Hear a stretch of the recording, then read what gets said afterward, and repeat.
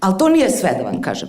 Krenemo mi, imali smo malo slobodnog vremena da prošetamo po gradu. Ja volim umetnost, jel da? Kod nas stvarno, mislim, u celom regionu ljudi ima šta da se vidi kad je kultura u pitanju.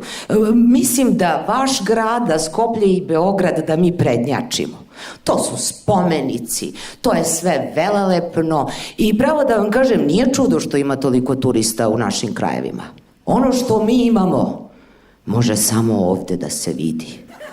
Toga nema nigde drugde, sigurno. I evo gledam tu arhitekturu, gledam te skulpture, onako, ajde da akademski priđem svemu tome, koji to stil. Mi ljudi na Balkanu gradimo novi stil umetnosti. Ja sam ubeđena u to.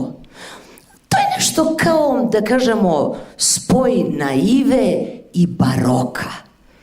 Naivno verujemo da smo i dalje